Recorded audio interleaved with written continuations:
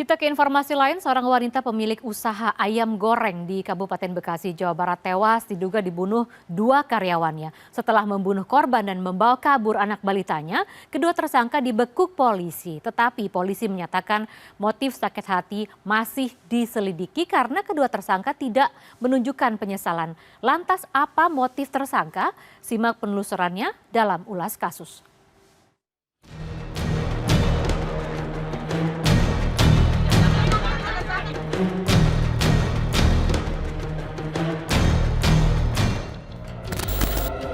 Kamis 16 Februari 2023, Mahendra Intan, ibu berusia 25 tahun, ditemukan bersimbah darah di ruko tempat berjualan ayam goreng miliknya di Jalan Raya Kemejing, Sukatani, Bekasi, Jawa Barat. Meski sudah dilarikan ke rumah sakit, nyawa korban tidak tertolong.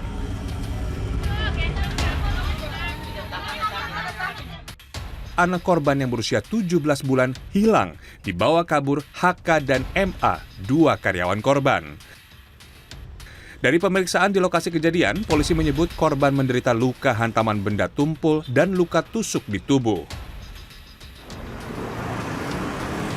Di ruko inilah di kawasan Sukakarya, Bekasi, Jawa Barat, ibu muda Mahendra Intan dihabisi secara sadis oleh dua orang karyawannya, HK dan juga MA.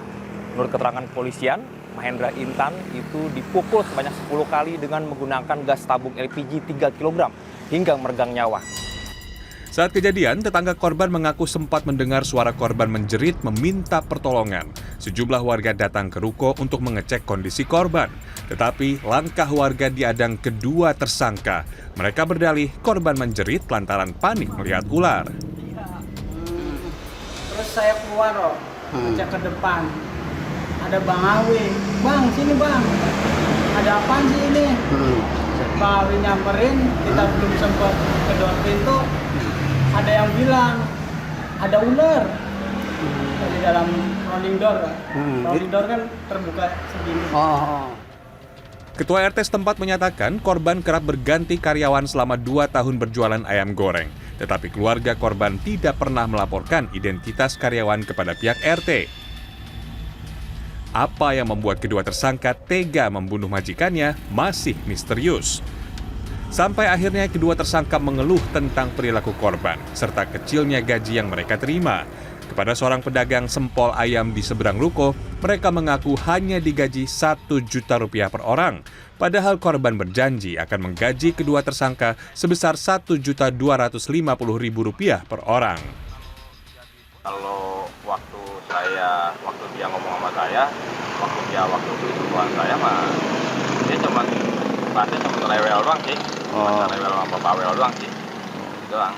Kalau korban itu rewel sama karyawan pelaku sama karyawan gitu doang.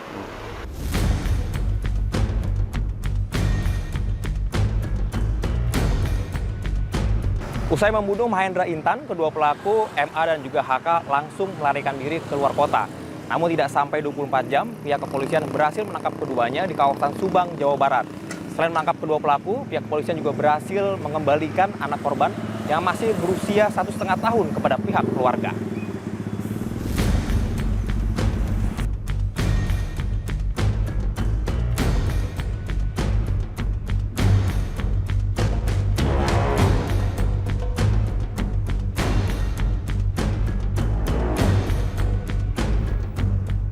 Jumat dini hari 17 Februari 2023, anggota Jatanras Ditreskrimum Polda Metro Jaya meringkus kedua tersangka di wilayah Ciasem, Subang, Jawa Barat. AZ, anak korban yang sempat diculik tersangka, ditemukan di pos ronda tidak jauh dari lokasi penangkapan. Anak korban diserahkan kepada keluarga.